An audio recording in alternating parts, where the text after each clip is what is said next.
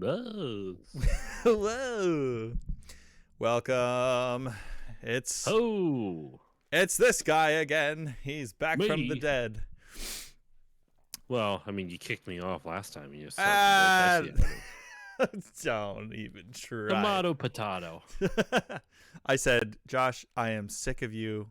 I do not want you on anymore. And you said, well, good, because I can't do it that week anyway. So, yes, Josh is back. Welcome back to Talk Tuesdays. Welcome back to The Experience Point.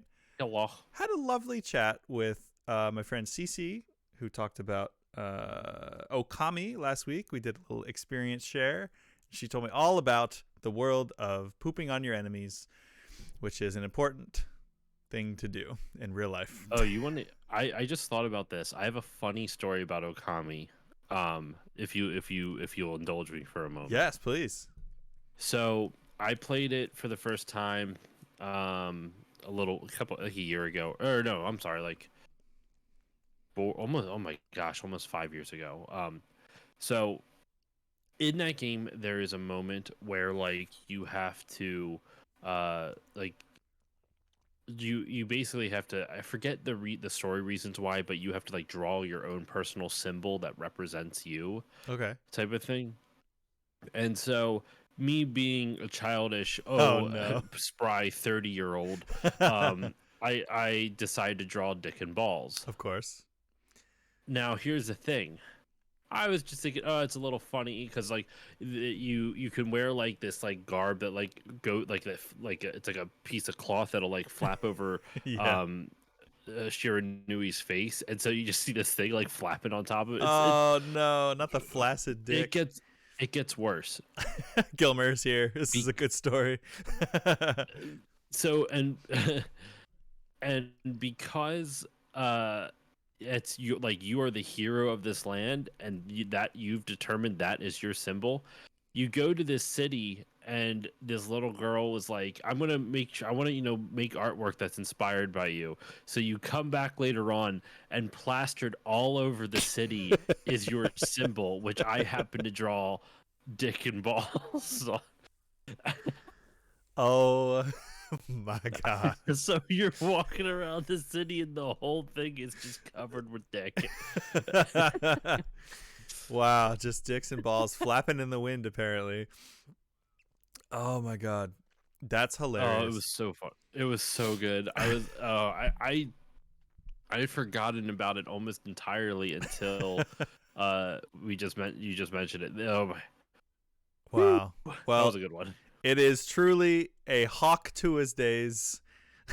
If we're not talking about dicks and balls within the first 5 minutes of the show. So welcome, Gilmer. And it goes without fail that the times that we're on where I'm not we're not leading off with something kind of blue. Gilmer's never, at least he's lurking. Then I don't know. Maybe he's there and he's just lurking, but I almost feel like he's just hanging out, or he's not there. Then of course the times that we do decide to do something, it's oh hey, just here we're gonna lead with just Dick and Balls on this one, and right when Gilmer shows up. That's what I was gonna say. I was like, welcome Gilmer to the inappropriate conversation that you somehow summon just by existing, because it's only ever when he's here. It's only ever. So I'm gonna blame him. It's definitely not us. We are definitely not 6-year-olds trapped in 36-year-old bodies. Oh my god, I just turned 36. Happy birthday to me, I guess. Young, old in spirit, young at heart. Yeah, that made no sense. But old man, I know. I'm so old. My teeth just fall out. Oh, I was looking. That's a fear of mine. Here's something that's a lot of people's fears. I hear if you dream about that, you're stressed. It's probably why I dream about that a lot. I was doing a motion with my hand, and I was like, why do I look so blurry? And it's not blurry. It's just that when my camera has less light than normal, it can't do the 60 FPS. So. Oh yeah, I saw the video you posted. I was just gonna say, we had a bit of a mishap last night. That's something that I've experienced. Almost my house burning to the ground in front of me. Oh, house troubles. That must be interesting. Yeah, right. Hey, I can't even say house because I don't even own this place. It's an apartment. So if it burned down, I wouldn't have to pay for it. I mean, I'd maybe pay for it with my life if I was in it. But yeah, so I have I have like a ring light. It looks okay. But I normally have like a big spotlight. And it's like a photography light. And it was starting to flicker. And those bulbs, like, they're cheap. And I go through like a pack of them. Like I go through like a pack a day. That's what it feels like. And I was on this one for a while. I was like, this bulb is good. It's going. I'm gonna let this one go until the end of its life. Last night was the end of its life. It started flickering, and I was like, oh no. I'm on stream too. I'm like, oh man, it's gonna die. And I keep looking up, and I'm like, it's gonna go out. It's gonna go out. And just waiting for the moment. Here's a little visual gag for you. Just waiting for the moment where all of a sudden it's like, pew. Oh. And the light's gone. But it didn't happen. And I was like, sweet. Right. I kept joking. I was like, oh, man, my light's going to explode or something. I end the stream, and I hear a little, like, zzz, and I was like, uh-oh. And I saw, like, a little bit of smoke. And I got my phone out, and I start recording it because, you know, to anyone who doesn't know, I've talked about it a lot. I take 1-second videos every day, and then at the end of the year, I put them all together. So I was like, this will make a cool 1-second video if it like smokes again. Not only did it smoke again, it exploded on camera. So you can see the moment. I put it on all my socials. You can check out the Experience Point, on Instagram or Blue Sky. And the story should still be up on Instagram. And the bulb itself bursts, and then hot sparks like fall out of it. And I was like, oh shit. So it felt somewhat serendipitous that I was at least there to film it. And I went to go change the bulb today, and the whole thing is melted on the inside. So cool. Oh no. Yeah, so I think it's RIP to that. Yeah, it's a bit old too. It's like an old photography light. I got it pretty cheap, so it's reached the end of its days. But that was something kind of funny that I experienced last night.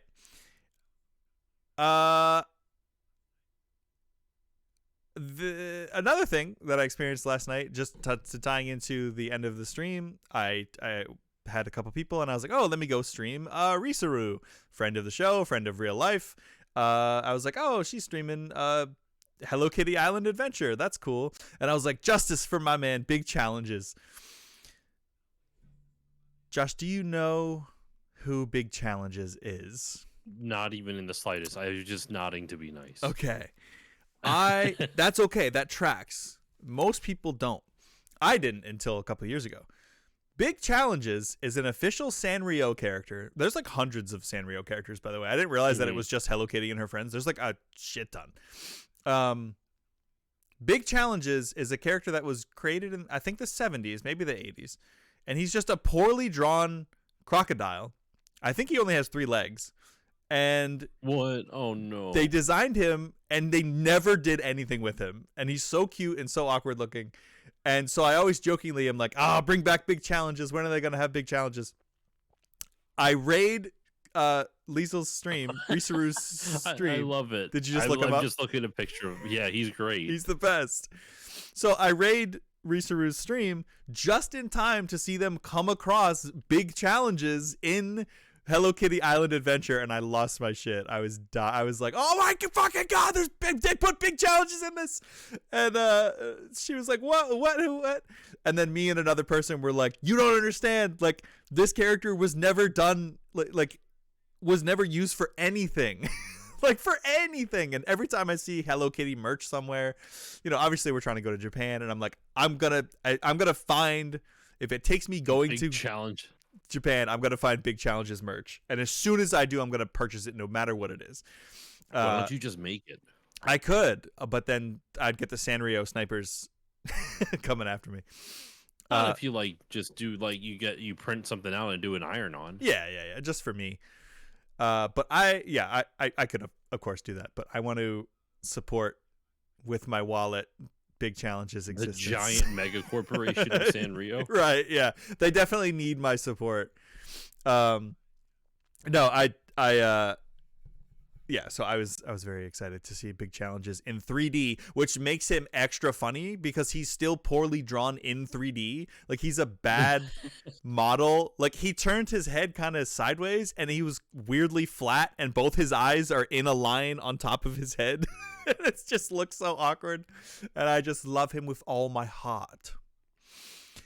I'm just going to Sanrio's website. I want to see, is there, I literally just Googled, I not Googled, big challenges on the, I searched big challenges on their website and nothing's coming up. Yeah, it's heartbreaking. He needs his time in the spotlight, which apparently he's at least getting something with Hello Kitty Island Adventure, which apparently is a South Park reference.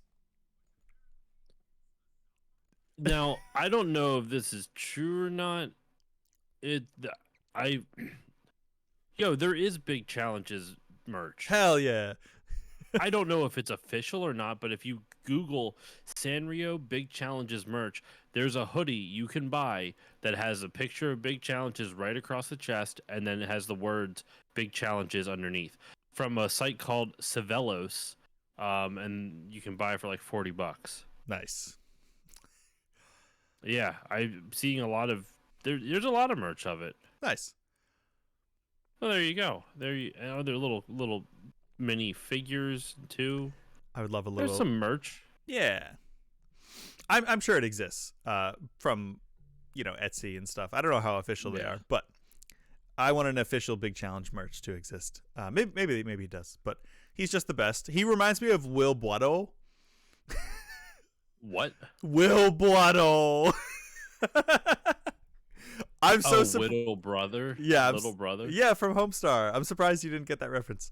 The one I didn't watch a lot of. I watched a lot of Strong Bad, but like even then, it wasn't like Little Brother is such an obscure reference unless you watch Homestar a ton. Yeah, I did back in the day. I could have sworn that you did. I don't know. I liked Homestar Runner, but I didn't watch it like a ton. Gotcha. I watched, I watched it more than like other stuff online. But yeah, anyway, sorry, continue. Yeah, no, you're good. Yeah, so the poorly drawn dog who's trying his best that Homestar draws, and he's like, I'm just doing my best. Little Boito. Little Boito. It's the fact that like he just drops full letters too. Yeah, it's not Little Brother. It's Will Bro. Boito.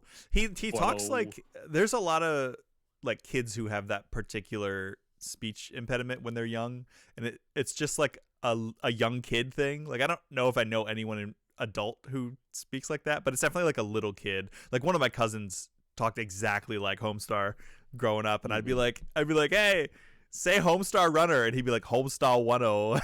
And I was like, Homestar 10. You're just saying it like him. That's funny. Anyway, what else? Hey, I still say you gotta have the blue hair. I don't know that one. Is that from the anime one? With the anime version of Strong Bad that has blue hair? Strong Bad. What about me? And a montage of me and a wagon. A wagon filled with pancakes. Oh, yeah. It is the Japanese cartoon episode. Okay. Yeah, when he's like, double deuce. I'm gonna be the best at fighting. Yeah, that one was great. That's a classic. What's your moniker? Haha, you're so dumb. Haha, dumb. I could go in cringy millennial Homestar Runner quotes until the cows come home, until the cheat comes home. But I feel like I have a kind of a whole lot of little nothing things from what I've experienced this week. So would you like to share a particular thing that maybe happened to you this week? You don't have to.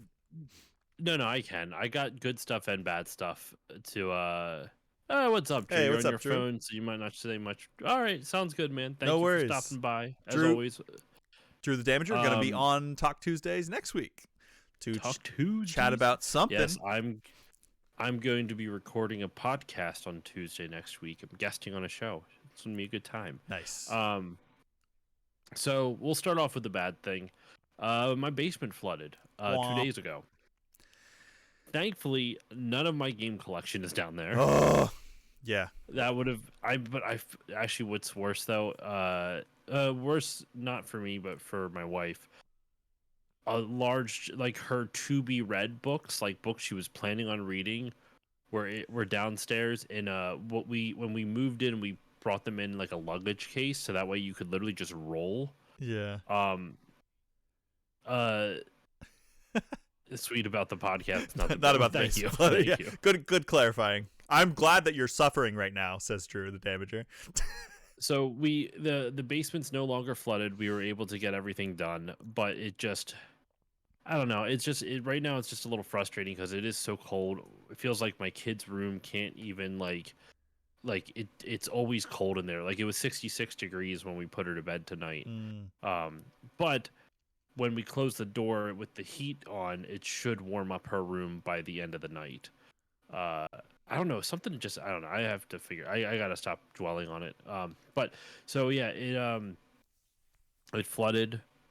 That sucked. We lost some books.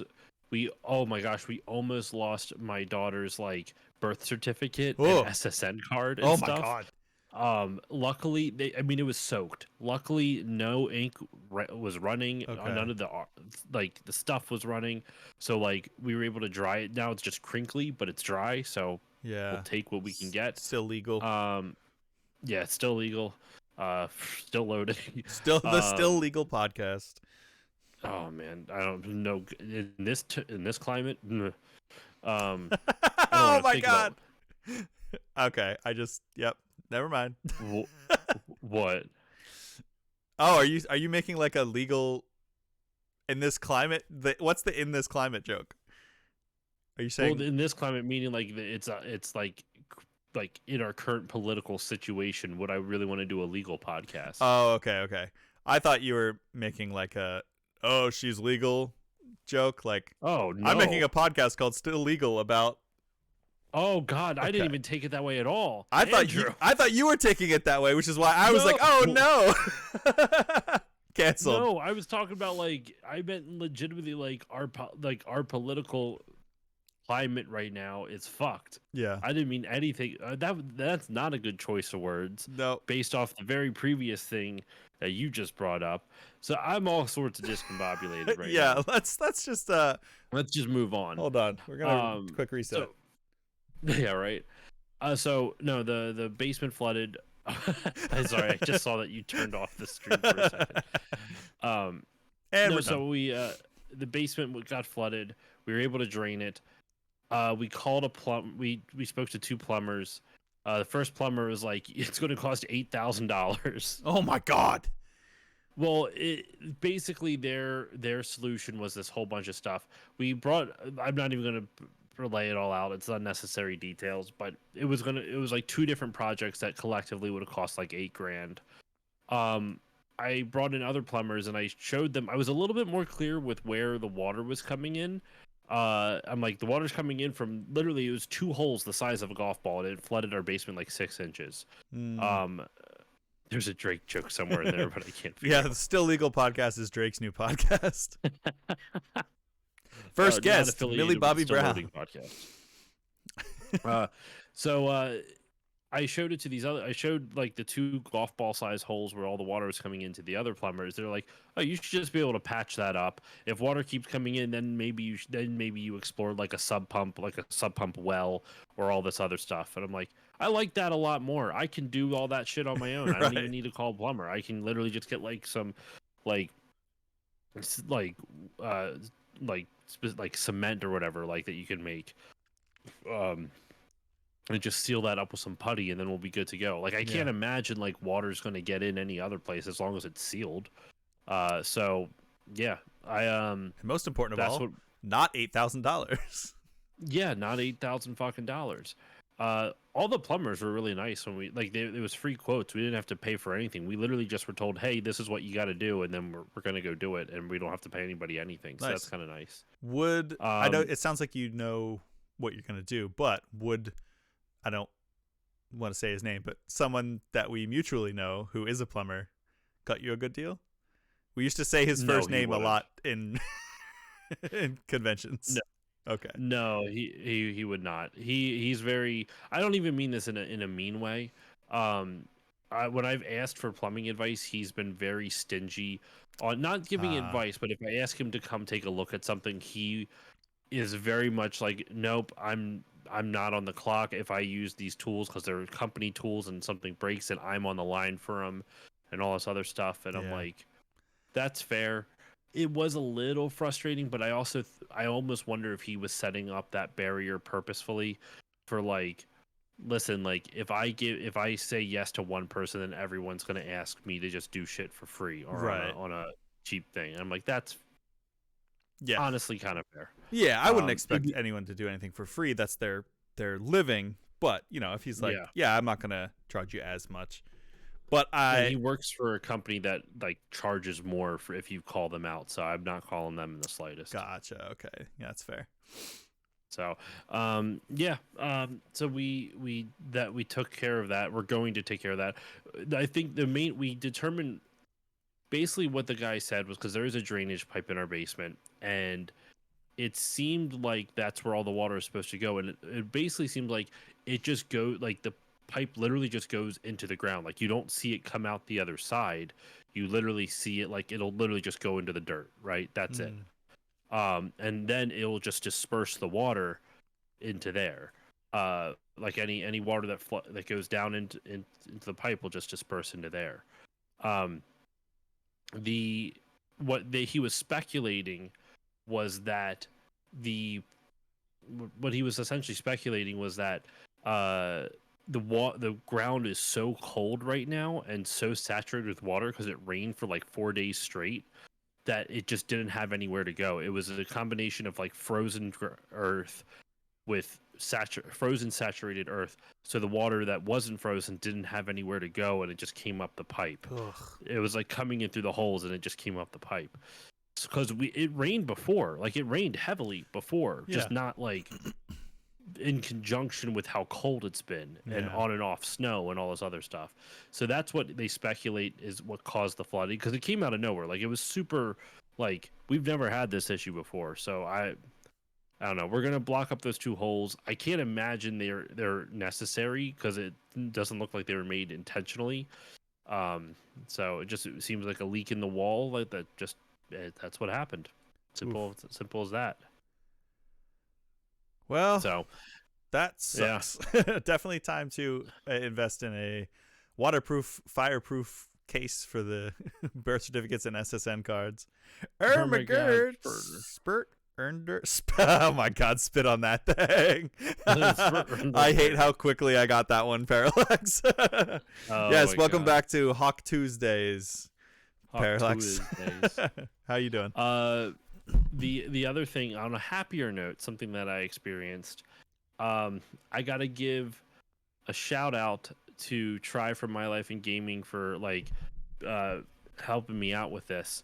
I got my hands on a retro tank. Yes, I Have you saw ever that. heard of? Yeah, I have Yeah. one. That's how I've been playing Steambot. That's how I play You have anything a retro. retro tank? Yeah. Like a retro tank 5X? I got the or 5X, whatever? and I got lucky and got in the first batch of 5Xs when they came out.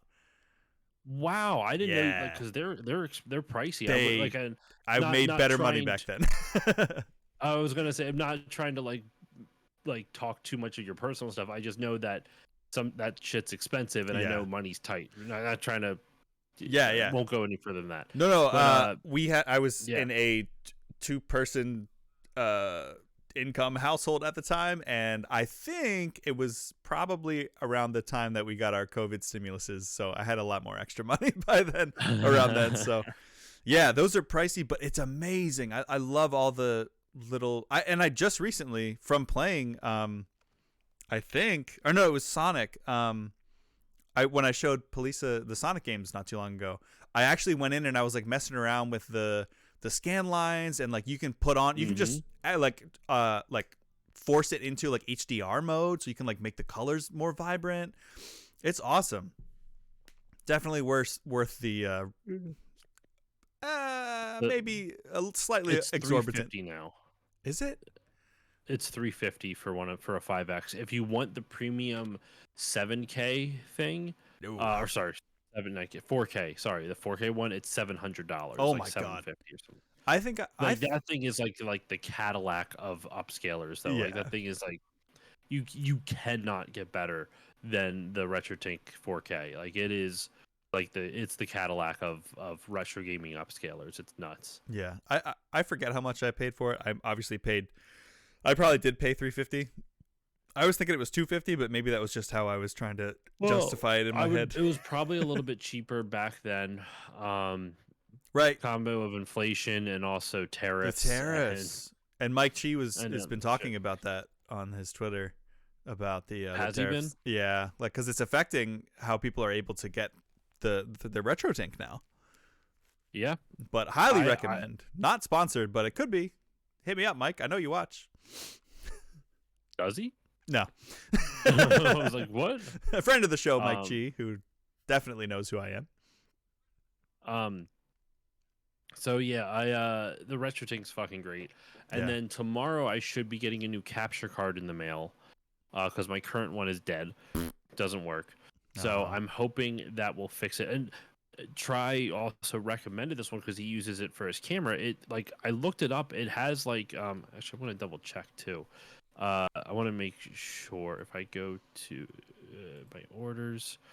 It's what I got was an EVGA XR1 Lite. Okay, that was a lot of letters. I know, right? It's a capture card certified for OBS, USB 3.0, 4K pass through. It doesn't capture in 4K. I don't need it to capture in 4K. And it can stream PS5, PS4, Xbox Series X, S, and One, Nintendo Switch, all that good stuff. And it was only like $55. Whoa! And that's why I was like, what's going on with this? But it's got like 1,700 ratings, and it's got like 4.4 out of 5 stars on Amazon. I can't imagine it's a bad thing. Yeah. It's and I was willing to risk it for $55. Right. I don't remember how much I paid for the. I think the HD 60, the Elgato one that most people have. But I have to actually lower the resolution when I'm streaming PS5. Even though it says it can do 4K, I have to lower the resolution or else OBS doesn't pick it up. So you have to let me know how that works out because I'm not above switching if it means I don't have to make new games look less good. I don't know. It's very weird. Like it's very odd. So I'll let you know when I get it tomorrow. I just when I saw it was $55, I'm like, I don't understand why it's so cheap. Is something wrong? Right. But and then there is a better one, the XR1 Pro, which is like $180, which sounds about right for a capture card. Yeah. But that one will actually record in like it has more options or what on it. So yeah, looks like it has more options built into it. But yeah, even so, it looks straightforward. So I don't know. We'll find out tomorrow. It should be arriving sometime tomorrow. I want to actually see where's it at right now. Not close to me yet. You probably bought one of those ads that say you're buying the manual, but every picture shows the whole product. I hate that shit, man. Or like it'll be like a photo of what it is. Like you'll buy like a. Oh, you know what? Now I'm gonna now I'm paranoid. Yeah, I do that. Should double check. I see people. This is how people are combating scalpers on eBay. They'll just post because there are bots that'll go in and just buy like a graphics card, and it'll be a listing on eBay for like $1,000, $1,500 graphics card, and it'll be like, if you are a human, do not purchase this. This is just a piece of paper. This is not the real product. You have been warned. But scalpers will buy it anyway, and then they're getting nothing, which is great. Yeah, fuck bots, fuck scalpers, fuck them. That's so annoying. I know. So yes, I got to experience the RetroTink. I was playing on my N64, showing my daughter Rayman 2 because I'll be guesting on a podcast to talk about Rayman 2: The Great Escape at some point. Is that the only? That's a green cart on the N64, right? Is it green? Yes, it is. Is it the only green one? I do not know that, but I do know it is a green card because that's Yeah. what we're playing it on. Nice. So that was really cool. Excuse me. I don't think. I think I bought it between, because we haven't. There's been 2 weeks. I got Astrobot. I don't think I talked about that yet. Right? We talked about it when we were recording the Portal episode. Yeah. Okay. Yeah. Green card. Those are the import games. Green cart with a T. But yeah, dude, Astrobot's great. It is everything I could have asked for and more. It's wonderful. I beat it already. Nice. I can't wait to play that. It took like 14 hours. You what? Sorry? I just can't wait to play it. I loved Playroom, Astro's Playroom, to death. It was one of my favorite games I played last year. And it was basically like a demo. It's a free game that's like a couple hours long. Mm-hmm. And this is just like that, but more. And like one of the cool things that they have with it is that they expand your Astro's abilities, where like they kind of do it like what Mario 64 did, where you'll get, or what's a better example? A better example would be like Mario Galaxy, right? Where you go to a level and there might be a power up on that level, like for B Mario or Fire Flower Mario or whatnot. And you will only keep that power up while you're in the level. Once you go back to the hub area, then you don't have the power up anymore. Right? Okay. Or like the Banjo-Kazooie, like the Mumbo Jumbo transformations. They're level specific. Yes.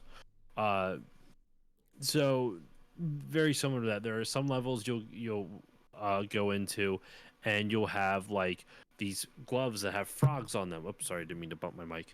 Gloves that have frogs on them, and then they act almost like something that you would see out of like Arms on the Switch. You know what I'm talking about? Yeah. That game with like the extent. It's like that, where it's like spring boxing gloves, and they spring out. You Nice. get one that's a little dog, and it basically is a rocket boost straight forward. You get one that's a chicken, it's a rocket boost straight up, and they design it all around these different mechanics for these extra add-on characters. There's so much love and charisma put into this game. Like it is a love letter to PlayStation, like the history of PlayStation. One of my favorite small little touches is there are some levels where it's raining on the level, right? Mm-hmm. If you look at where the raindrops land, instead of seeing like when the drop hits the ground and splashes, it splashes into the shape of a square, triangle, or X or circle. I love that. And it's very subtle. It's not like noticeable. You have to really pay attention to it. Like you have to like purposely look down on it to see it. Yeah. So like I like that it's like a little just slight attention to detail, but it's stuff like that where there's so much love packed into it. There's so many references to previous games. Now, some of them, I don't know if it was a licensing issue or not. They don't just say like the title of the character. Like when you rescue a bot that's dressed as one of the characters, like if say they rescue Nathan Drake, right? Say you rescue a bot that looks like Nathan Drake. Yeah. Instead of saying, like, because you'll rescue the bot, it'll like the screen, it'll go to the front of the screen and kind of do a little dance, like it's it's separate from the rest of the gameplay. And in the top left corner of the screen, it'll have the description of the bot. But instead of saying like Nathan Drake or like something like that, it'll say it'll give like a description. Explorer, like treasure hunter. Yeah, it'll say stuff like that, like treasure hunter with a penchant for like accidents or something like that. You know what I mean? I don't remember what they said for Nathan Drake, but it's something like it's usually a joke along those lines. It's like you're going to buy a Halloween costume and it's like, we can't say Mario, but you're gonna be dressed as Plumber Brother. Right? So I wonder if because like, and they do it for all the characters they own as well as characters I'm assuming they don't own, like Solid Snake is in it, right? So like Sony doesn't own Konami. Yeah. So I wonder if to get around that, they just couldn't say Solid Snake, right? Yeah. So they had to do something else. They had to change it for everyone else, which is fine. But sometimes there's games I've never heard of before. Yeah. So I will look at it and I'm like, I don't know who this character is, and your description means nothing to me. Right. Yeah. That's fair. I guess they probably did that to make it consistent, so it's not like we're gonna say our Exactly. games, but not anyone else's. And that was smart. Like Yeah. from a design standpoint, that was very smart. But it bothers me that there might be a game that I don't know, and so I can't like this game looks kind of interesting. Not that or this character seems kind of interesting based off the little bits you have. Um, there's also like you get these just like in Astra's Playroom, there's like the gachapon type of things where you Yeah. pull the lever and a little egg pops out, Oh, and so satisfying. each of those eggs gives little add-ons to. So like if you say you rescued Nathan Drake bot, right? Or no, actually, for example, you rescue a Sully bot, like Sully from Uncharted, Okay. and his little like gachapon, like there's a gachapon item for a lot of the characters. I don't know if it's every single. It's definitely not every single one because you rescue 300 bots, Whoa. but not all of them are characters. I don't know. There's 169 total gachapons you can get in the game, and some of them are just like like paint skins for your spaceship because your Astrobot flies like a spaceship little version of it. Looks like a PS5 controller, but it's a spaceship. Okay, cool. It's really cute. So you can get like paint skins for that. You can also get like outfits for Astrobot to wear different things. Once you beat the game, you get like a PS1 like 32-bit style of Astrobot you can walk around with like those type of graphics, which is kind of cool. But like you can get items for, I don't know if it's every particular character, but it's for a large handful. And it'll be something that you can be a little interactive with. So, like for example, if you get the Sully bot, he'll just be standing there by himself. But once you find his gachapon thing, it's him sitting on like a beach chair, relaxing next to a jeep type of thing. And if you run up to them and hit them, something happens usually. Yeah. So for example, what was one that happened to me? If you walk up to like the what's the Katamari Damacy one, and you hit it, he rolls you up onto his ball. Type of thing. I love that. Yeah, It's cute little things like that. The first one was filled with those little things. I loved it. And this one's even more so. There's so much PlayStation history and nostalgia, and there's a lot of challenge in the game too. Like to get the 300th, there's 301 bots, excuse me. Wow. And to get the 301st bot, it is one of the toughest platforming segments of the game. Like there are different challenges that you can get through. Like there's different galaxies you go to, like which are just different hub. Like you have a central hub that has like different galaxies, and then you go into each galaxy, and there's like levels within that galaxy that you go into one at a time. And in some of the galaxies, there's like you have to find them, but there's like, for example, like an X comet. So you'll like fly into a comet and it'll have like you'll see like the PlayStation X symbol or cross, I guess. And then you go into it, and then it's a very quick, like 30-second level that at the end you disperse these 4 X symbols, which basically are challenge levels in different parts of the galaxy. So you go and do those 4. You get a bot for each of them. You rescue one of the 300 bots on each of them. But those challenge levels, whether it's for an X, a square, a triangle, or a circle, because they have a set of 4 challenges for each of the 4 face buttons, they are hard as shit. Really? They're the ones that like made me the most angry, but in like the good kind of angry. Yeah. So where you're like, one more try. Exactly. So there's a good balance of like difficulty with easy stuff, and the fact that like Astrobot's moveset is so limited, he can just punch, and when he does his hover, his lasers that shoot out of his feet can also hurt enemies. Yeah. That's it.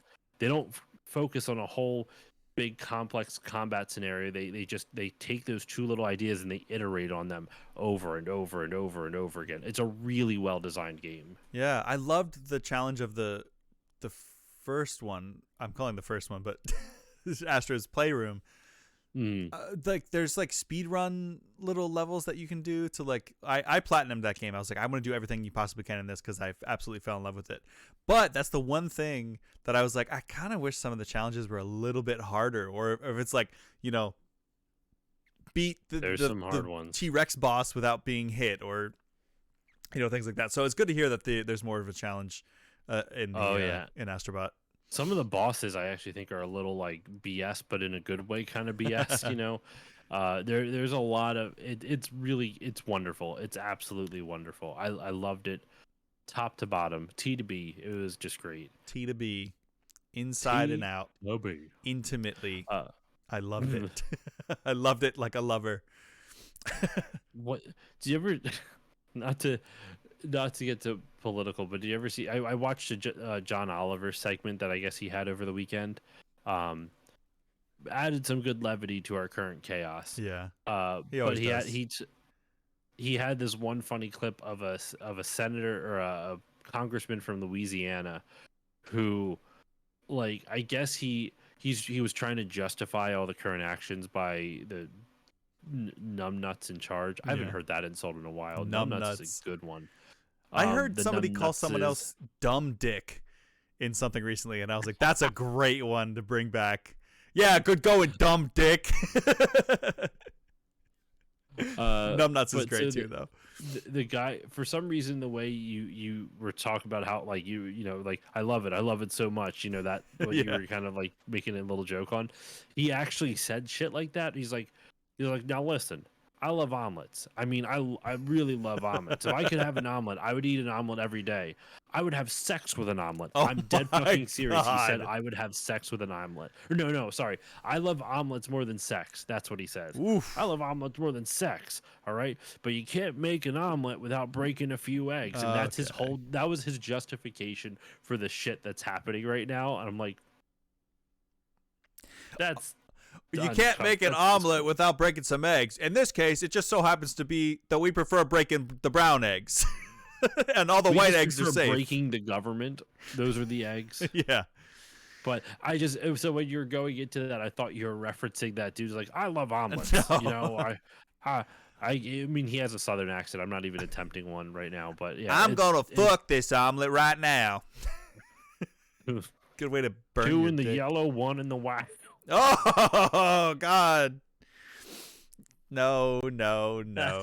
Sorry, I apologize to you. Break the yolk. Fertilize these eggs. Okay, I thought I was bad, and you.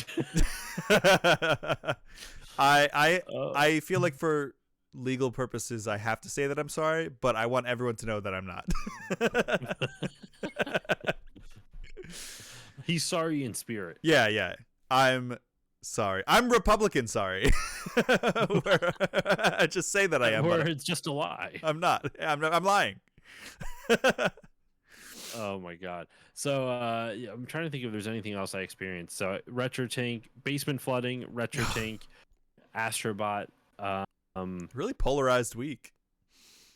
Or a couple weeks. Basement flooding was Sunday night. We found it Sunday afternoon and took care of most of it. I took off of work yesterday to handle most of it, and also honestly just for a little bit of mental health. Yeah. Just like not focusing on anything, just really kind of vegging out as much as I could. Like, I mean, a plumber came and took a look at it, but like I just did not have it in me. Today I ended up having to work from home, even though I normally go into the office on Tuesdays, mainly because the second plumber was coming. But it worked out because I also wanted to make sure like the basement wouldn't flood again. But yeah. It's been drying up, and while we are supposed to get like rain or snow in a couple days, it's like going to be like a 30% chance on top of it. It's not going to be a lot, so I don't think it's going to be as heavy as it has been. Yeah. But yeah. So I'm trying to think if there's anything else. It was mainly the Retro Tank, playing Rayman 2, Astrobot. Hopefully, when I get my capture card, we'll do that. Yeah. And yeah, I think and also I've just been doing research for upcoming episodes of the podcast. That's nice. Doing research on Castlevania because I'm recording that one soon for my my backlog month in October. Yeah, editing the Portal episode. That's done. That's scheduled. Nice. That's uploaded and scheduled for release. Excellent. For anyone who's a patron, it's coming out tomorrow. Nice. And it's in like 3 hours, it'll be out for patrons. which you can sign up for as little as $1 a month. For as little as $1 a month. Actually, also, I'm going to be. I've talked to you. I'm announcing this here, kind of to keep myself accountable. I'm going to be doing a Punch a Nazi month on the podcast for no particular reason. Yeah, no, not at all. Nothing at all.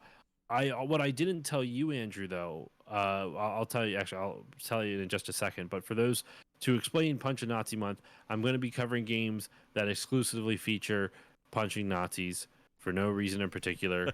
I'll leave the list as a surprise just yet because I need to make sure I record everything. But I have guests lined up for all 3 episodes that I want to do. And during that month, I am going to be donating my Patreon proceeds, which isn't a ton, but it's it's like I'm going to actually probably match it because I only get like $30 a month from Patreon. So if I match 30 out of my pocket, I figure that's like a fair thing. Yeah. And I'm going to be donating to the Trevor Project. Nice. So I figured like that's not to get too heavy, but if we're looking at history and what the last time a regime like this was in power and who they targeted, if I can help a group that's being targeted this time, then maybe it can help mitigate some of it. Yeah. So that's kind of my thought process. That's awesome. This. I love that. Yeah. I'm glad. I'm not trying to be vague. I with everything going on, I don't really need to say specific words and get us flagged for shit. So, right. I know the algorithms are so aggressive with that right now. Yeah. Yeah.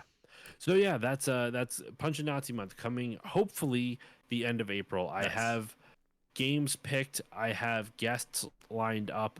I just have to schedule recording sessions, and there's actually you're probably gonna. You know what? I can at least say one of the games because I'm going to be playing it on my stream later tonight. It's Bionic Commando. Nice. I am awful at that game. I don't know if I'll be able to beat it. The goal is to beat it, but I might have to use save states because the original NES game is rough. Those old games are all super freaking hard. Yeah, but some of them were fair hard, and some of them were just bullshit. Yeah, it depends if it was. I can't tell if, so the original Bionic Commando, you can't jump. Yeah, you just have shoot your arm, and it zips you up on you swing on like an arc, and it's really hard to kind of understand the mechanics with it. So I'll see how I do with it. Yeah, it also depends if it was made from a quarter eating, arcade game. When you said I made you, I know I yawned too. I took a big breath to try to avoid it. Which apparently you can do. Yawning is apparently not because you're tired. You don't yawn because you're tired. You yawn because your brain's not getting enough oxygen. Which often happens when you get tired, because when you get tired, your breathing slows down because your body's getting ready for sleep. And that just means, because when you think about what a yawn is, it's just you breathing in. It's just like your body forcing you to okay. So if you feel a yawn coming on, you can actually take a big breath and it'll actually usually go away. If you need to fight it in a meeting, you don't have to hear why yawns are contagious, or yawns are contagious. They're not really contagious, but why it seems like if one person yawns, someone else will yawn. I think it's empathy, right? Yeah, it's an empathetic. Yeah. It's an empath response apparently. I love that. So if you yawn and someone else yawns and right after, it's almost like they're showing solidarity. Like, I'm with you, man. Yeah, yawn brothers, we got this. I also am not getting enough oxygen, bro. Breathe, brother, breathe. But yeah, I just said this when we were before we started streaming, but when you told me about Bionic Commando, I want to say this here loud and proud. I will forever, I don't want to even say defend, I am forever a proponent of the remake of Bionic Commando in 2008 or 9 or whatever. It probably doesn't hold up now, but when it came out, the 3D version or the 2.5D version, not the rearmed, the 3D one, okay, yeah. I loved that game when it came out. I was working at GameStop when it came out, so I had a chance to take it home and play it for a couple days. They didn't like us that much, and I loved it. The multiplayer was awesome. Just a bunch of people swinging around like Spider-Man, but then you could also shoot your little bionic arm and latch onto somebody and pull them to you and punch them, or you can pull in a car and then jump up and like kick a car at somebody else. Like, it was rad. It got a lot of hate, but I loved it. Spencer, my dead wife is in my arm. Last name. What is his last name? I should know this. Is this from Bionic Commando? Yeah, it's in. Oh, I had no idea. Yeah, I think it's the. What the hell is his last name? I should know this because of Marvel vs. Capcom. Oh well, doesn't matter. You mentioned wanting to like something like to chill and to veg out. That reminded me. I haven't played it yet, but I feel like I have to ask you this because you introduced me to this series. Have you played? Do you have Netflix? I do indeed. This is a weird. It's going to sound like a weird lead up to have you played a video game, but have you played Monument Valley 3, which is exclusive to Netflix? No, games? but I know it's on Netflix. I have not played. Did you? No, not yet. I really want to though. I loved the first two. Like you sent me those ages ago, and I was like, I burned through them. Good. They're so good, so relaxing. The art. For a while, I took a screenshot of one of the levels of the second game, and I used it as my background on my phone for a while. Like, I just love the art of that game. The geometric, like, and the kind of almost gritty paper textures of the backgrounds, and it's like an MC Escher kind of a lot of like optical illusion type stuff, but it's an interactive puzzle game. For those who haven't played it. And they're great, and they're super relaxing, and even when they're at their most difficult, I'm saying with air quotes, they're still so... It's engaging a different part of the brain than when you're playing, like, maybe an action game, or where you're, like, you know, even like maybe it's, like, similar to how you feel playing, like, Animal Crossing. Like, it can engage your brain, but it's not in, like, I'm activated right now. Oh, Drew, what was the game called? Monument Valley. So there's two. It's a mobile. The first two are on mobile, but I think all of them are on Netflix now. Oh, did they bring over the first two? That would make sense. So I'm very curious how it plays on Netflix because it's like unless you do it on your phone. I think you do have to do it on your phone. Okay. I thought that too. I was like, am I gonna do this on my TV? Like, you know.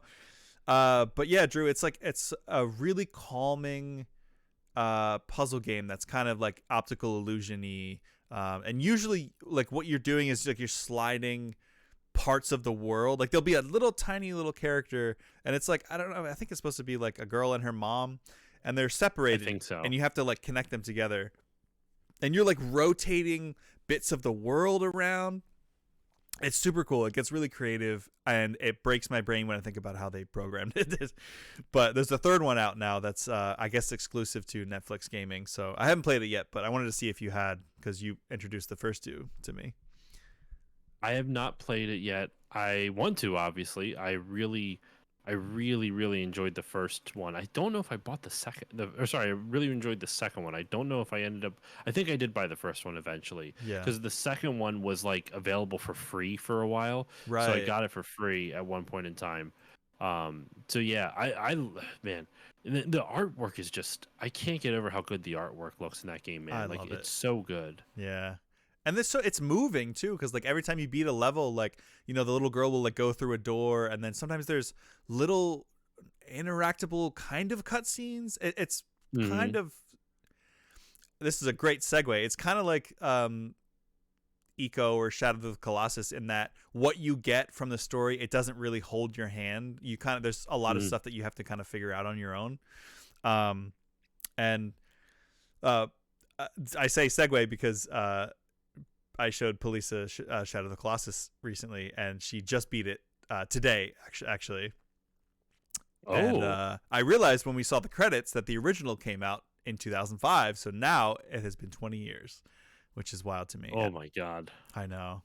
I love that game so much. It made me want to go back and listen to our video, or our episode about it, or video for me, a podcast for you that we did all those years ago now.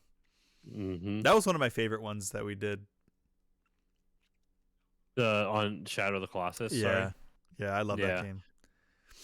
It's been a minute since that game. It was one of those ones where like I don't know if I could play it again. Really? It was just so heavy. Yeah, that's fair.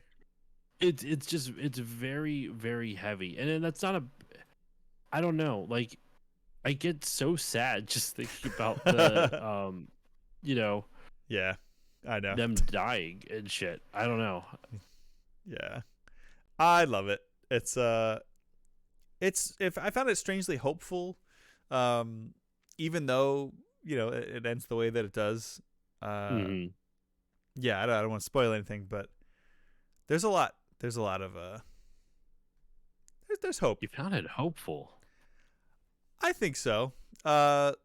Without it's a lot more hopeful than it could have been, considering. Well, I mean, like that's a low bar for just about anything. Anything could be a lot more hopeful than it could have been. Well, or maybe how it seemed like it was going to be set up to be. I was like, this feels like it's going towards we're like a Yoko Taro ending, shall we say? Okay.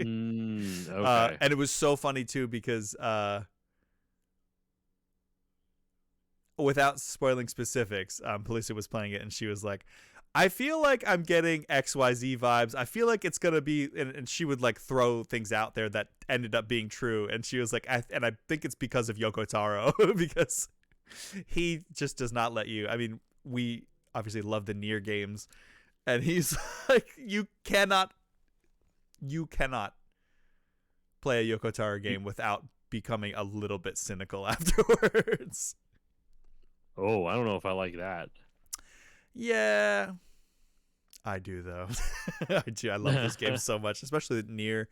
Like, I wish, or maybe I don't wish actually. The Drakengard games, which he also made, they play like shit. There's no two ways about it. And I'm glad that they do, because then I don't have to go back and play them, because they are sad and dark and weird, and there's like, it's kind of incest promote-y.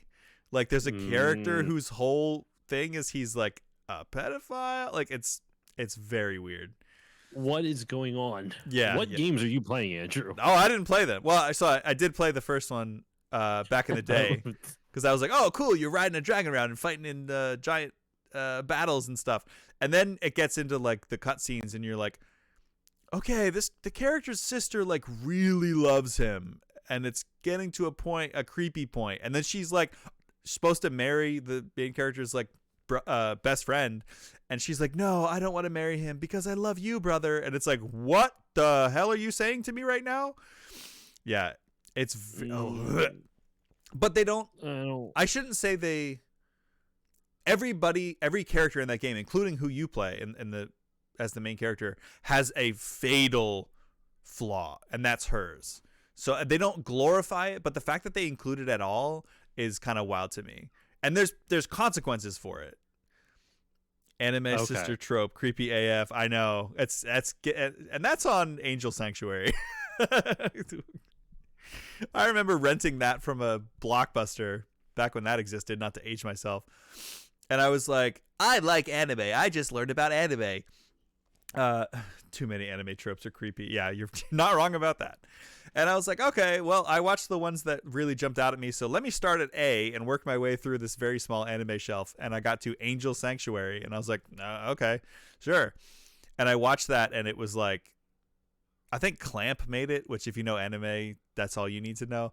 And I was like, are they siblings? Are they in love? Okay, never mind. Just never mind. Just all anime in general, never mind. Or they maybe cousins or something, but it was weird. And they're like sneaking around, and I was like, what is this? Old anime in particular, like 80s and 90s anime, just was not afraid to just be absolutely just despicable and deviant, I guess. I don't know what to make of any of this. Yeah, I know. We started talking about Monument Valley, and now we're talking about incest in anime. Where's Gilmer? Are you lurking right now? You just bring out the worst in me. I'm just kidding. Clamp did Chobits if you want to talk creepy. Yeah. Oh, hey, I'm a little robot girl, but like you have to turn me on with my button in my vagina.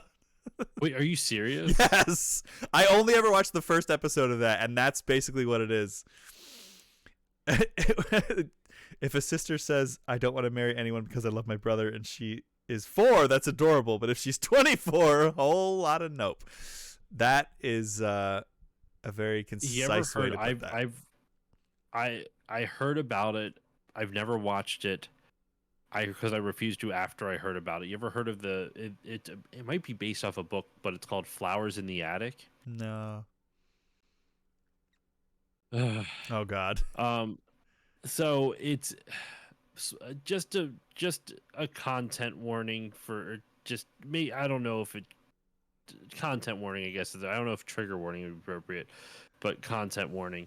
It's basically it's involving child abuse about these kids that just get locked up in an attic. Oh my God. I forget how they get fed. I don't know if they're being locked up there. Hold on. Let me Flowers in the Attic. Wait, does she really? That sounds horrible. Wait, what? Chris is saying his wife loves that series because it's so fucked up.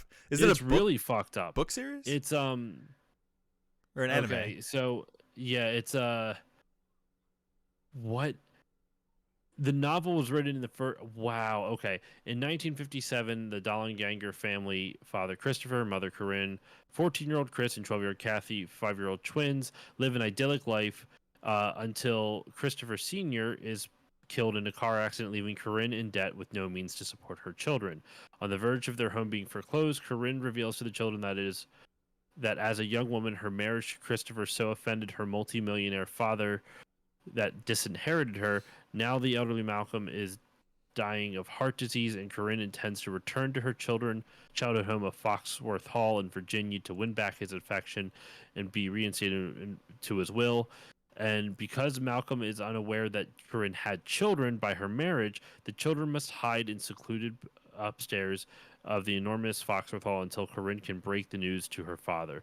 She assures the children they will only be in their room for a few days. And apparently, I don't. Somehow they get locked up in there for years. Oh my God! Is the premise of it. I'm trying to see. This is a true story. What is it? I don't know if it's true. Okay. I'm trying to see like what exactly is going on. Okay, not a true story. It makes it a little bit better, God. But still. Wow. Oh, it's considered gothic, and okay, that's fair. Apparently, their grandmother would come every morning and give them a picnic basket filled with food, and interrogates the children about their modesty and piety. What questions the children are too innocent to fully understand. I'm like, what is okay? Whatever. Long story short, I don't know. I don't know exactly why they're forced to stay up there, and the brother and sister go through puberty together. They have no other outlets because they don't interact with anyone, and they fall in love with each other, and because of the child abuse, because not because of what the specifically people physically or mentally abusing them. Yeah. I mean, it was, I guess, but like, yeah, they end up falling in love with each other, and they can't like. Once I heard somewhere, like, I think they get out and they realize kind of like the insanity of what they were put into, but because it warped them so much, they can't help but have feelings for each other still. It's fucked up. It's really fucked up. When I heard about it, it made me so uncomfortable, and it still makes me uncomfortable, and I refuse to read it or watch the movie. There's two movies. There's a movie. It's movies. There's two movies. No. Well, I think in summation of everything that we just talked about, Monument Valley is a very cute, wholesome puzzle game. With no flowers in the attic. None whatsoever. I'm trying to see. The book was originally published in 1979. Oh, wow. That's wild. Yeah, so it's sorry, one last thing with it. It really seems like they just locked them up there.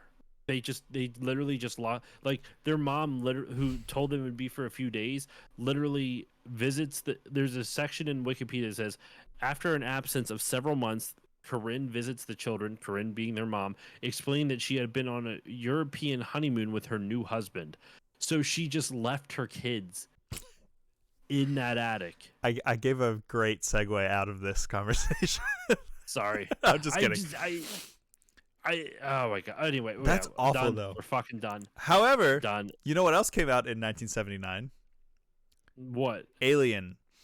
Did you have Police watch that? Yes. Not recently. Well, not that one recently. However, I showed her the first like 3 in the almost 2 years that we've been together, and she like loves them, which is so funny to me. And my ex was like that too, like not into horror movies, not into anything like scary and monstery and violent, but she really liked them as well. And it's like they're just testaments of like how good the movies are and how fascinating this creature is. The xenomorph and the facehuggers and the queen. God, the alien queen has got to be my favorite creature design of all time. Great. Who's the dude that fucking Geiger or Giger? H.R. Giger. Yeah. He's a weird guy. Yeah. But we're not going to go there. Oh, I'm sure there's after the last one. Nope. We may kind of go there. Oh God. So we watched the first 3, and I think like I used to think that Alien 3 or Alien Cubed, as is often stylized, is one of the worst ones. And I was like, but after watching them again, I was like, I think that's a really solid trilogy. Like 1, 2, and 3, it has a great ending. With the main character. Don't want to spoil it, even though it's Alien 3 came out in like 92, 94 maybe. Something like that. But great end to the character. The next one we watched was, was, Chris said it, Alien Resurrection. I will say there's a lot about that movie that I think is dumb. The resurrection aspect of it, which not to say what, but you'll know immediately when you watch it. I think that was a terrible choice, but I think what they did with it was actually interesting. Not the whole hybrid thing. Definitely not the weird human baby alien that is definitely referenced in Alien Romulus, which I thought was kind of cool. Alien Romulus is such a love letter to all of the Alien franchises, even the bad ones. But the characters in Resurrection, I think is maybe this is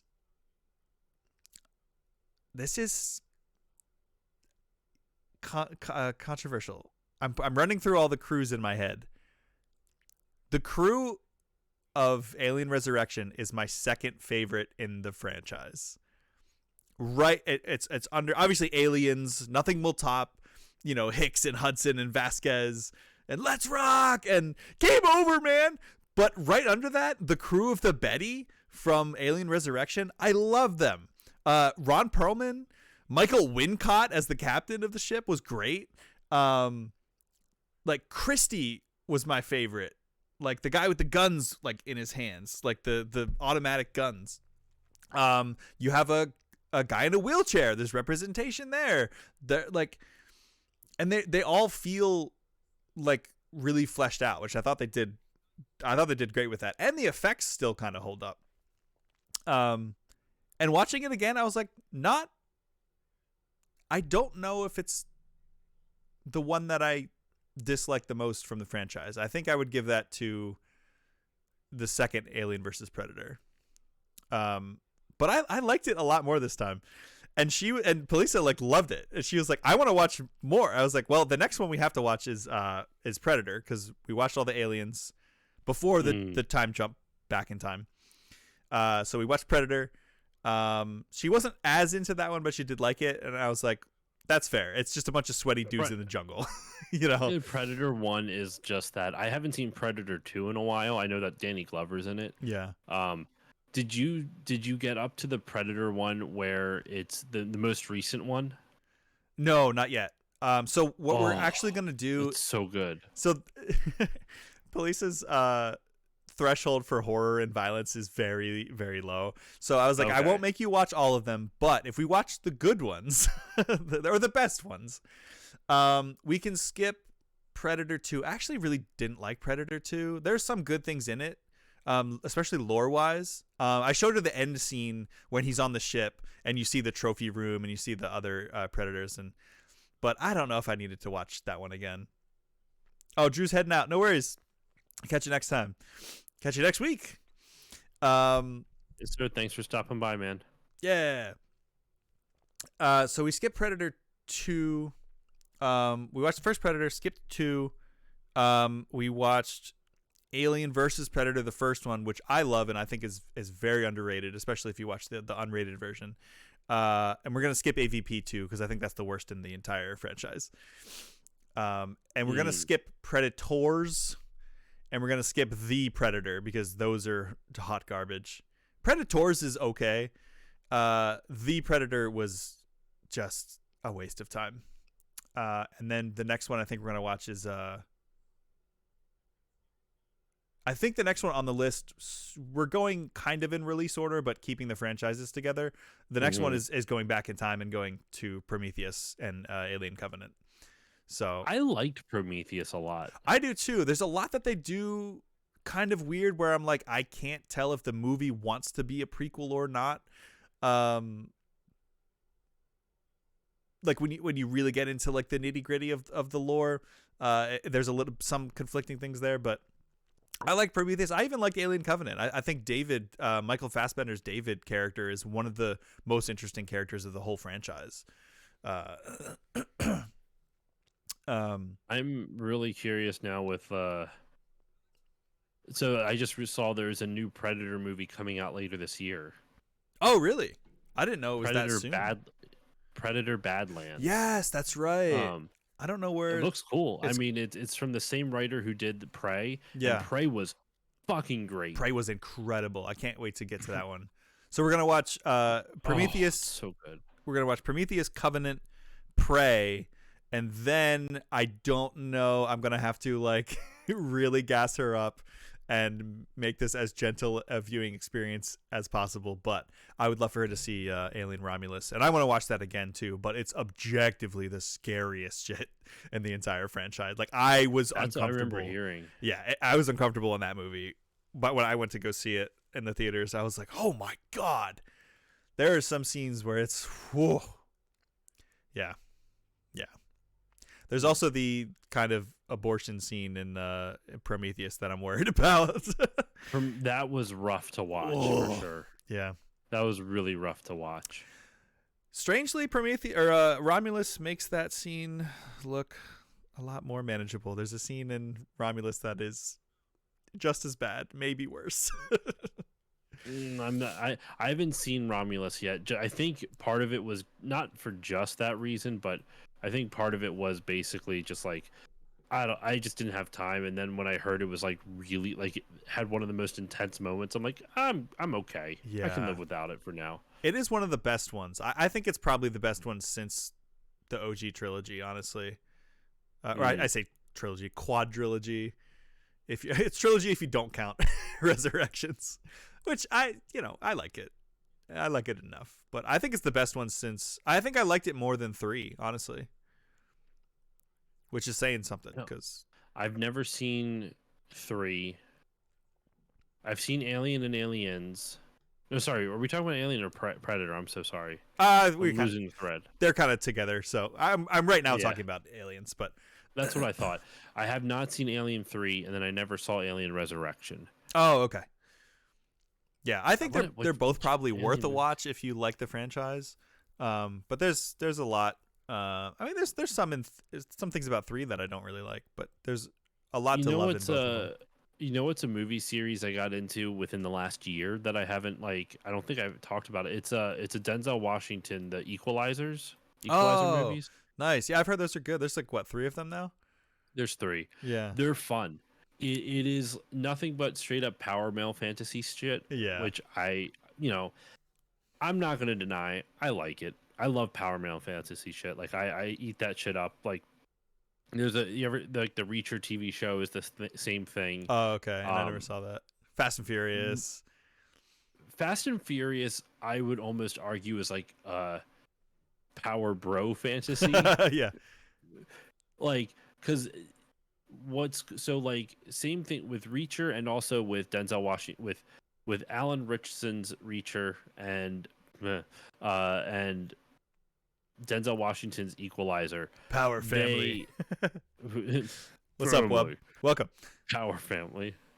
I would argue that those two are like, they're very like, how can I put this? Like, they're classy in a weird sense. Like, yeah, they kill people incredibly violently, but they're smart about it. Okay. Versus Tom enters the chat. Versus with like Fast and Furious, which I love the Fast and Furious movies. Doing the whole still family thing over on Patreon. So Josh, a power male top. Oh, goddamn straight. No. Too late, Parallax. I answered it anyway. Yeah. But no. So like, so I love those types of movies though, where it's just like the dude always somehow has an answer for the situation. Yeah, they may get beat up and bloodied and bruised, but you always know they're going to get out. But you're just kind of seeing what cool move are they going to do to win this fight that you weren't going to expect them to do. And both of like the Reacher series and then the Equalizer movie series does that. The Reacher series is fantastic though. If you haven't watched it, it's got like a good like each season. There's only been 2 seasons. There's a third one coming. It's a good mystery. There's like I really enjoy the mystery of like what the plot is. Like each season has had a really good setup, not always nailing the execution of like the conclusion of it. I think season 2 was a little bit of a letdown from that, but like the setup for the plot is really good, and like the character of Reacher is just like, it's so like, have you ever seen Blue Mountain State, the TV show? No. If you like raunchy sex comedies, that's a show to watch. It's basically kind of like What If American Pie was a TV show, right? Okay. Well, yeah, it's probably I would not say for it's me. more raunchy than American Pie, but if you watch Reacher, so the reason I bring that up, Alan Richardson plays Reacher in Reacher, the main character of Jack Reacher. In Blue Mountain State, he plays a character named Thad Castle. And he's like because it's about a football team, so he plays like the douchebag like jock captain of the football team. And the show generally revolves around this character named Alex, who is like a backup quarterback, and he never wants to be anything other than a backup because he still gets lots of chicks, and he doesn't have any of the commitment of being any of the pressure of being a number one quarterback type of thing. And as this series goes on, he like gets put in, and he's actually really good, and he enjoys like committing to something and actually trying as opposed to just that kind of shit. But Alan Richardson's character in Blue Mountain State is insane. Like Jack Reacher is this stoic, like almost, he might even be somewhat on like the spectrum maybe. Like he has no social norms type of thing. He lacks any type of social awareness, I should say. Thad is like the most bizarre combination of like homoerotic power male fantasy, but also like really kind of like stupid and childish, and it's he's so weird. Like I can't even describe his character. It is insane and over the top. Okay, it sounds like a live action JoJo's Bizarre Adventure. Where it's like so manly and muscly that it's like so aggressively straight coded that it's like that it becomes gay. It's a full circle.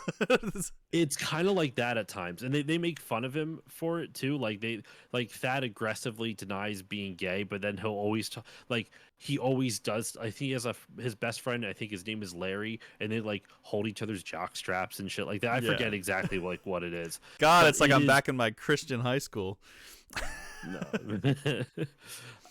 I'm gonna have to like try to find a clip of some clips of it, but it is wild. Is that a male power bottom? He could be my mailbag. Are you kidding me? Alan Richardson? If I wasn't straight, man, let me tell you, Damn. he's one handsome motherfucker. And who is 100% straight anyway? I'm just I saying, don't know. if Henry Cavill was like, hey, I'd be like, all right, but can I at least top? But all right, but can I at least stop? Is that what you said? At least top. Oh, okay. Alan Rickman. Uh, Let's talk about the Kinsey scale. Oh my God, dude, that's so funny because usually when I say that, I'm like, people are, the conversation comes up sometimes about celebrity crushes, and I'm like, oh man, my number one's probably Bryce Dallas Howard. I love Lupita, but I love me some Jake Gyllenhaal. But actually, my number two is probably Henry Cavill, and people are like, aren't you straight? And I'm like, look. They don't call it this Kinsey scale for nothing. I'm like a 1 or a 6. I forget whichever one is like you're almost 100% straight. Like I always jokingly, I'm like, I'm 99% straight. Sometimes I'll see stuff online and I'm like, why is that doing it for me? I would probably not do anything. I would probably not act on it because it's just not, I like ladies. But I'm like, sometimes I follow a lot of artists on the internet and I'm like, they'll post some stuff and I'm like, why is this doing it for me? Who knows, man? Who knows? So I say, yeah, they don't call it the Kinsey scale for nothing. Anyway, as you were saying. I don't remember what I was saying. We were talking about like Jack Reacher and wasn't there? So you say Jack Reacher and I'm like, is that the one with Tom Cruise? Is that the one with Liev Schreiber? Is that the one with John Krasinski? John Krasinski's one is the Tom Clancy books. It's Jack Ryan. Oh my God! You said that, and they fused together in my brain. I mean, let me double check. I don't remember if like Reacher's like first name is Jack. Yeah, it's Jack Reacher. What's with this fucking Jack shit? I know. Yeah, so the Reacher is actually a book character created by an author named Lee Child. I've never read any of the Jack Reacher novel series, but like it's been made into obviously the 2 movies and it's been the TV show. Now the thing is though, like if of course my dad has read some of the books and apparently like Reacher from the TV show is more accurate to the books. Like Tom Cruise is not tall enough to be Reacher. Like Reacher's supposed to be like what Alan Richardson is, a hulking like mammoth of a man. Yeah. Sorry, we watched. I think we watched Top Gun or something, and I pointed out how Tom Cruise is really short, and he's often like they use foreshortening to make him a little bit taller, or sometimes he'll in rom-com or not rom-coms, but exclusively, but romance movies of him, they'll have him stand on a box to make him taller than like his partner, his lead. And I said something about, I made a joke one time about it doesn't matter, but Police's response one time was was gold. She was like, oh, itty bitty baby Tom Cruise is so mad right now, he's over in the corner punching the baseboard. or like punching the corner molding or something. Like instead of punching the wall, like that's how short he is. He's punching the baseboard. I was dying. Yeah, he's so short. One funny. Is exclusively hetero and 7 exclusively homo. Okay, so I'm like I don't know. I don't even a 2 even feels too high. I feel like I'm a 1.5. I don't. Like, oh, I'm like, okay, I see what you're saying. Sorry, I was catching up with the chat. No, it's all good. But yeah, I forget how I got on that. I was talking about we were talking about the Alien movie. Oh, and I said like something that like a movie series I've been enjoying somewhat recently. It's the Equalizer movies, and then that reminded me also. It's very kind of like Reacher-esque, the Reacher TV show, which if you haven't watched it, like Reacher's worth checking out, and you can also watch most of the Equalizer stuff for free somewhere, legally or speaking or otherwise. Yeah. But like they're really good. They're really fun movies. They're very violent. Yeah. Like the TV show Reacher, and then the TV show Reacher, and then the movies, the Equalizer movies, very, very violent. It honestly kind of reminds me, because I feel like the Equalizer was a little bit more like in terms of like longevity, in terms of years it came out, but like remember for a little while, like after Taken came out, there was like a series of action movies starring like elderly men. Yup. Yeah, It's- totally. Liam Neeson Yep. paved the way for that. I mean, dude, the fucking like I was Taken blew me away. Yeah, speaking of blowing, Parallax says Rule 34 jacked off reacher round. Damn. Every time I said Reacher, I was like, someone's gonna make that joke. Yeah. Someone is. Yeah, there's a third Equalizer movie that came out in 2023. Okay. Yeah, I'll have to check Like, those out because he seems kind of like the everyman version of John Wick. Like he's just like a regular guy, right? He's not like a hitman or anything. He's just No, he's you get the vibe that he retired from the military or some type of like, Navy SEAL, whatever the fuck you want to call it. And he just basically, it's very kind of Wild West-ish, or you know what, maybe like, I don't know if Wandering Samurai is the right term, like in terms of movie tropes, where like the Ronin. His character kind of wanders around, and if he sees, like, he's just trying to live his life, but if he sees injustices, he has a hard time just like letting shit go. Yeah. So like the first movie, he befriends a sex worker, and he sees her, kind of getting hit and like abused by her. Is pimp still the right term? I don't even know. But he goes to try to basically buy her freedom, and the guys laugh him out of the office pretty much, because they had just like basically they sent her to the hospital, and he goes, well, I'm gonna just try to buy, like, I'll gather like couple $1,000 and just buy her way out, like, and then of course they turn it down, and he's like, well, fuck that, and just starts killing I'm gonna people. kill everyone then. pretty much Wow. It's a good movie. I need to rewatch that. Yeah, I might check it out. Denzel is always good in everything, except apparently Gladiator too. Where he's like, But yeah, I think I'm Rome, Rome is a tough place to live, Does he speak like that? Well, he does just his regular Denzel accent, like in Gladiator. Like he doesn't do a time specific accent. He's just is Denzel. Apparently, I haven't seen it, but I can imagine he's okay. Gladiators not to are coming cut this in. off, but I'm starting to fade, dude. I'm getting tired. I don't even think I'm going to stream tonight. Oh no, okay, that's fair. Yeah, it's so funny because we were starting this one, and I was like, this is going to be a short one. I don't know if I have much to talk about. Also, we both have had long weeks, and here we are. I'm starting to fade. I feel bad. Like I was also like looking other stuff up while we were chatting, but I'm starting to get tired, and I don't want to start nodding off in the middle of the conversation. Yeah, you just. No worries. We can. I thought I heard you were going to say something and it cut out, so I was waiting to hear the audio come back in, then it didn't. I forgot that you can't see me in real time. Nope, I cannot. I just kind of like fell over. No, so another reason is I have 3 recording sessions in the next 3 days. Woof. 2 guest spots, and then I'm recording one on. Wait, where did my camera go? Where did your camera go? That's weird. I'm recording an episode of my show on Friday. Actually, the final episode of Mario Month is being recorded Friday. Nice. And then, oh my gosh, Monday. Yeah, there it is. Monday next week, I also have a recording session, and Tuesday next week, I have a recording session. So it's just like 5 recording sessions over the next like 6 or 7 days or something like that. Dang. Just about. That's a lot. What's with my camera? Why does it keep like...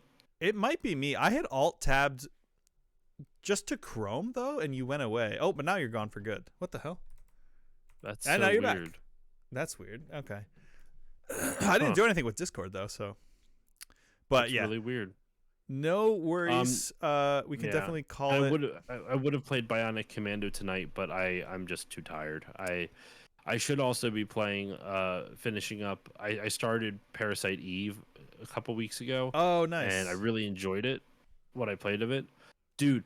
Real quick, sorry, just because you'll appreciate this, dude. Parasite Eve has like one of the most like I don't know if this is the right term, but based characters I've ever fucking heard in my life. Oh my god. Hold on, Parasite Eve. His name is Torres. So you play as a cop, right, in Parasite Eve on Christmas Eve, and Already like, weird doesn't shit sound starts very happening. based. Well, hold on, listen. So he is the guy that he's the guy that handles the armory, right? Okay. He's the guy that gives guns out to the different police officers. There's a dude who's kind of like his not protege, but like the newbie who wants to help out in there. Yeah. And the newbie is the gun nut, right? He's the guy that's like, I can make your guns more powerful. Do you want me to make them more powerful? And Torres goes, idiots like you are the reasons guns won't disappear from this country. Get your ass back into weapon storage. You're far from ready to be handling guns in here. Oh my god. Here's another quote. As long as you see guns as toys, you'll never touch them. Wow. Guns aren't supposed to be stronger, you numbskull. They're supposed to be safer. Oh my god. Okay. All right. See what I'm saying? Like, this dude, I'm like, this is the cop in charge of the armory. And he's like, you're the reason guns won't disappear from this country. I'm like, holy shit. Yeah. It's rare to see. I know it's just a character in a video game, but it's rare to see a cop not being like, oh yeah, just deep throating the NRA because like, yeah, we love Right. guns. Oh fuck yeah, guns all the time. We're America. And this dude is just like, I was playing it and I couldn't fucking believe it. I was trying to go back because I didn't get a screen grab of because it happened too fast. Or I forgot to, I should say.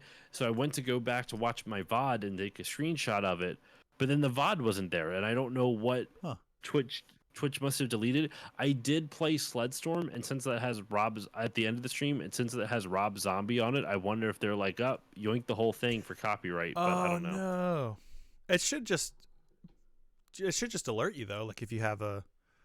I got alerts for other stuff, but not for Rob Zombie. I got it because I played Lawrence, the from the band Lawrence, on my own, like a few of my streams. So Right. I don't know. But anyway, I am getting tired though. I think I'm ready to call Yeah, it. I'm no ready worries. for a nap. A nap? I'm ready to go to bed. I was like, it's 10 o'clock. I mean, all right, you do you, So boo. but yeah, Word. Yeah. Well, this was really good. This was kind of a needed conversation. I went into this. I was like, I don't know if I have it in me to be entertaining today, and the energy was good. The conversation was good. Very funny. Very, very enjoyable. I love everyone in the chat. I love all of you. Parallax. yes. Chris, Thank you Drew. all for stopping by. It's always appreciate. We always appreciate it. Well, Whether you're calling me a power male bottom or not, yeah, top, whichever. still power bottoming podcast. Yeah, Oh, my word. love all of y'all's. I was gonna say love you guys, but I don't want to assume. I love all of them. You know what happens when you assume You make ass. ass. And that's gonna do it for us here on the Experience Point. I love everyone. Well, I don't love everyone, but I love everyone who's in the chat right now. And I love you, Josh. Thank you for being here almost Love every you week. too, Andrew. Thank you. We will see Drew the Damager here next week to talk about either. I'm not sure yet. He's going to have to decide. It's probably going to be either Chrono Trigger or Soul Reaver, both things that he's super into that I've never touched in my life. So we're going to do an experience share next week, and it should be cool. And speaking of Drew, I think we should give him some love tonight. We will Absolutely. I'll stick on the stream. I mean, I'll close out of the call, but I'll stick on the stream to give him an extra viewer because I Nice. always have the stream up on the side as well, Yeah. just so I can see your delayed facial reactions. I know. Well, that's it's also helpful when I don't notice that your camera is off. That is true. That is All right. true. Everybody have a Wow. great night. I will say what I always say, which is take care of yourselves, take care of each other, go to therapy. What's my recommendation for today? Play the 2008, I believe, remaster, remake, reboot, the last one of Bionic Commando. It probably isn't any good, but that's what it's going to be today. Have a great night. I'll see y'all when I see y'all. See y'all. Night.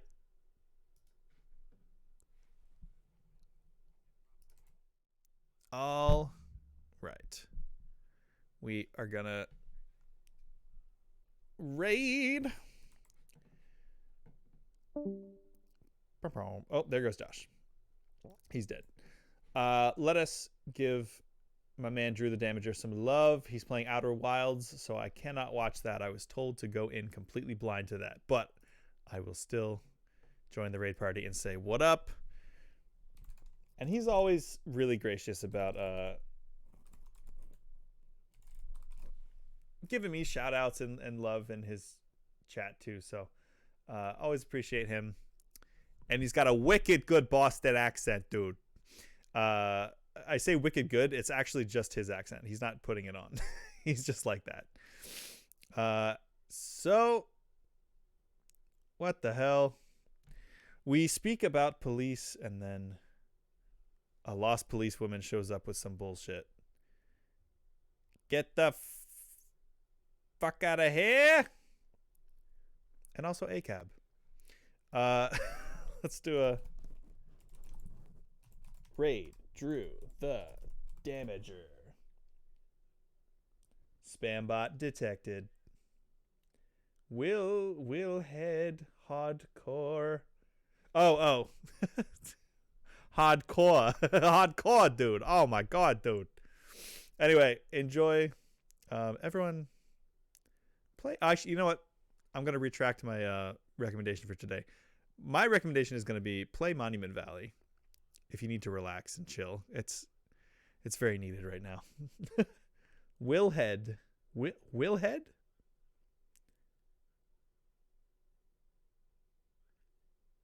I don't know that one. I usually get your I usually get your weird spellings of words and all your Ermagurds, but what is Willhead?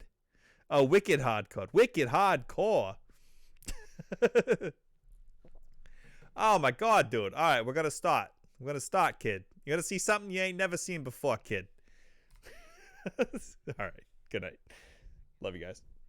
And gals and theys. Guys, gals, non-binary pals, whatever you are, I love you. Have a great one. Enjoy. I don't know why I'm raising my hand up like this. Enjoy Drew the Damager. See ya tomorrow night.